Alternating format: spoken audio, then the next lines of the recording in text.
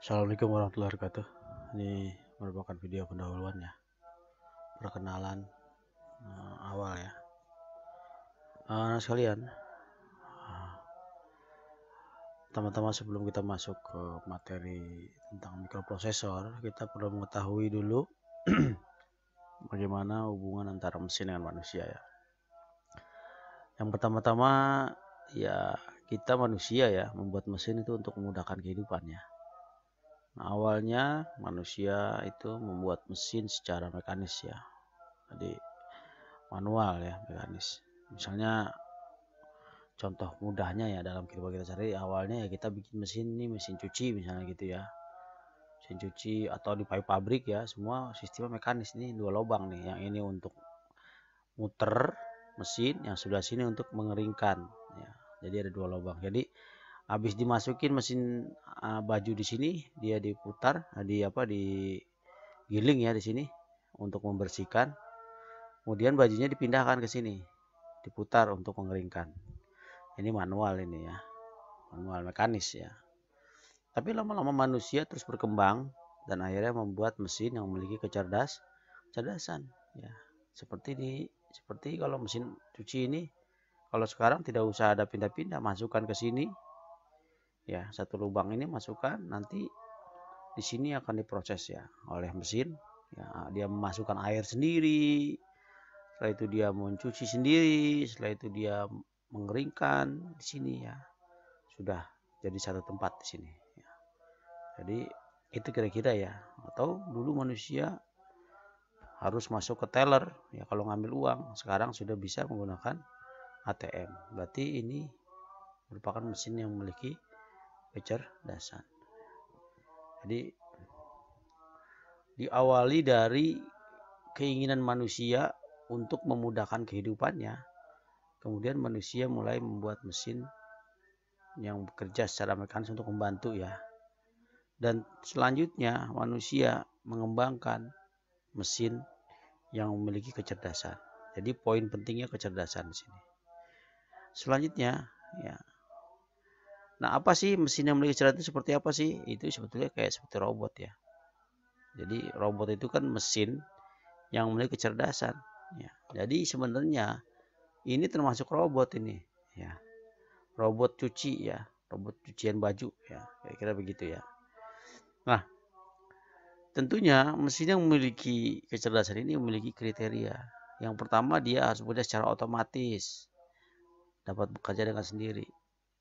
Nah, untuk bisa bekerja secara otomatis, tentunya dia harus bisa mengambil keputusan. Jadi, robot atau mesin yang memiliki kecerdasan itu, dia memiliki kemampuan otomatisasi, dan kemampuan otomatis itu bisa diambil apabila dia memiliki kemampuan untuk dapat mengambil keputusan sendiri. Jadi kita sudah tidak komen lagi, tidak perintah lagi ya kepada mesin itu. Dia sudah bisa berjalan dengan sendirinya. Nah, supaya dia bisa mengambil keputusan, suatu mesin tentu dia harus memiliki kemampuan ya. Kemampuan menghitung. Ini aritmatik ya. Hitung 1 tambah 1, 2 dikali 1, 1 dan 7 lebih besar mana? Ya, itu berarti operasi aritmatik ya, matematika ya. Dan kedua, dia harus memiliki kemampuan operasi logika. Logika itu jika ini maka ini, jika itu maka itu, gitu kira-kira ya. Jika lebih besar daripada 7, maka nyalakan. Jika cahaya, jika ada cahaya maka matikan, gitu kira-kira ya. Jadi operasi logika itu jika maka, kira-kira seperti itu. Salah satunya ya. Nah, operasi aritmatik itu operasi matematika. Ya, jadi kalau sebuah mesin sudah memiliki kedua ini, maka dia bisa mengambil keputusan. Kalau sudah mesin bisa melakukan, maka dia bisa melakukan otomatisasi. Ya. Lebih jauh lagi, ya sebetulnya 3 ini sudah cukup ya. Maaf. Sebetulnya 3 ini sudah cukup dia dikatakan mesin yang memiliki kecerdasan. Ya. Nah, lebih tinggi lagi apabila mesin itu sudah mulai bekerja berdasarkan skrip program. Jadi bisa diprogram. Ya, ini pengembangannya ini ya. Tapi ketiga ini sudah cukup dikatakan bahwa sebuah mesin itu memiliki kecerdasan ya. Kita lanjutkan ya. Selanjutnya, bagaimana posisi dari mikroprosesor ini? Jadi mesin cerdas ini bisa bekerja berdasarkan mekanis, bisa berdasarkan dengan rangkaian elektronika, ya tentunya di sini ada prinsip logika ya, dan bisa bekerja berdasarkan mikroprosesor. Kamu bisa lihat di sini mekanis ya, tentu ada beberapa. Pertama kemampuan terbatas, kedua fisiknya besar ya. Kalau mekanis itu besar fisiknya. Seperti ini ya, misalnya ini. Nah, ini kan lebih besar, ini lebih kecil ini. Ya, karena cuma satu lubang ya. Nah, itu contohnya ya. Nah, terus tentu biayanya akan lebih tinggi ya, karena plastiknya lebih banyak, besinya lebih banyak, dan lain sebagainya. Material lebih banyak. Terus karena dia bergerak, tentu dia akan ada waktunya ya, karena dia slack atau dia teriris ya, iritasi ya. Namanya berputar bergerak tentu akan ada bagian-bagian yang terkikis ya. Nah, perbaikannya juga bisa lebih sulit loh ya. Itu semua tergantung kerumitannya. Tapi secara teknis tentu mekanis ini lebih sulit diperbaiki ya. Nah, yang kedua, mesin cerdas ini bisa didasarkan atas rangkaian elektronika logika. Nah, ini kemampuannya lebih baik dari mekanis. Ini pengembangan selanjutnya ya. Terus bentuknya sudah mulai kecil ya, gitu. Dan biayanya bisa ditekan ya, biaya produksinya ya. Gitu. Perbaikannya juga lebih mudah sebetulnya ya, tentunya apabila kita memiliki pengetahuannya ya. Gitu. Kira-kira seperti itu ya. Nah, mesin cerdas sekarang untuk saat ini ya sudah merupakan gabungan ya, pengembangan lah ya, pengembangan dari rangkaian elektronika dan logika, yaitu sudah menggunakan mikroprosesor.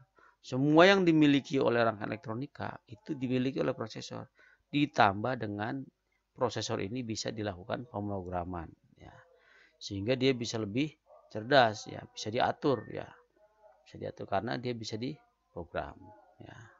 Itulah posisi mikroprosesor ya terhadap mesin cerdas ya. Selanjutnya, jadi mikroprosesor itu sebetulnya adalah komponen elektronika ya. Ini poinnya, komponen elektronika. Dan memiliki kemampuan aritmatik dan logika supaya dia bisa mengambil keputusan ya. Dan dapat bekerja berdasarkan skrip program. Ya. Jadi mesin cerdas yang berdasarkan mikroprosesor, di mana prosesor ini merupakan adalah komponen aktif ya, IC (Integrated Circuit) ya. Di mana mikroprosesor ini juga memiliki kemampuan aritmatik logika dan dia bekerja berdasarkan skrip program. Ya. Ini nanti dicatat nih ya, biar seperti ini kamu nanti belajar sendiri ya menggunakan ini ya, gambar ini ya. Jadi ini sama ya, nah, ya sama. Cuma ini Bapak tulis secara linear, kalau ini dengan garis ya, supaya lebih gampang mengingatnya ini. Silakan nanti dicatat, yang ininya dicatat juga ya di buku catatan. Selanjutnya kita lebih dalam lagi ya, ini berkaitan dengan mikroprosesor, posisinya di mana sih? Jadi kamu sudah belajar sebelumnya ya bahwa komponen elektronika itu ada yang pasif, ada yang aktif. Yang pasif itu ada resistor, ada kondensator, ada induktor ya. Sedangkan yang aktif itu ada diode, transistor, IC. Nah, di IC ini, IC integrated circuit ya, ada yang IC non logika ya, seperti regulator, driver, op-amp ya. IC logika, IC yang memuat gerbang-gerbang AND, OR, NOR ya. Dan IC mikroprosesor ini adalah IC yang bisa dimasukkan program atau diprogram. Berarti di sini sudah dikenal software ya. Jadi ini IC yang paling baru dikembangkan ya oleh manusia ya. Dan sekarang masih tetap berkembang ya.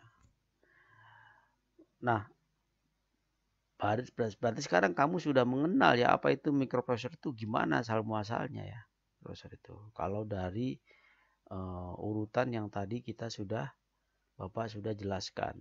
Jadi posisi mikroprosesor seperti itu ya. Nah, selanjutnya perkembangan mikroprosesor itu awalnya dibuat itu besar sekali ya. Nah, ini tabungnya, ini tabung dulu ya, sebelum ditemukan transistor manusia menggunakan tabung nih. Ini namanya ENIAC ya. Ini, ya. Beratnya sudah begitu besar sekali ya. Pakai kabel dan panjang sekali ya. Jadi electronical numerical integrator and calculator ini ENIAC ini seperti ini ya. Jadi satu kamar ini ya isinya ya, prosesor itu, mikroprosesor itu ya. Nah, jadi awalnya seperti itu, besar sekali. Selanjutnya dikembangkan terus dan akhirnya kalau ini ya digunakan hanya untuk kebutuhan militer ya ketika itu ya. Nah, selanjutnya dikembangkan oleh perusahaan Intel ya, dan akhirnya dipublikasikan atau bisa dijual bebas ya. Nah, seperti ini ya. Ini adalah proses perkembangannya ya. Kita lihat tahunnya aja lah, 1971 terus berkembang, 1975 sudah keluar mikroprosesor generasi 3. Nanti keluar lagi mikroprosesor generasi 4 itu sudah Pentium ya. Nah, seperti ini ya. Sudah masuk ke Pentium generasi 4 itu berarti ada di sini. Ini generasi 4 ini ya. Pentium generasi 5 berarti ya. Nah, dan sekarang sudah sampai ke Core i9. Wah, kira-kira seperti itu perkembangannya ya. Jadi prosesor ini nanti pada akhirnya mikroprosesor ya, pada akhirnya nanti digunakan di komputer. Ya bukan hanya komputer aja, sebetulnya handphone kita ya, peralatan-peralatan elektronik yang memiliki kecerdasan sebetulnya ada prosesornya ya, yang tertanam dalam sebuah microcontroller. Mungkin itu ya perkenalan ya, mengenal mikroprosesor ya. Nanti kamu silakan buka juga atau download juga di pertemuan 1 ya, materi tentang mikroprosesor, dan pertemuan 2 ya, sebelum kita masuk ke menjelaskan ke pertemuan 3 ya, karena ada hubungannya ya. Assalamualaikum warahmatullahi wabarakatuh.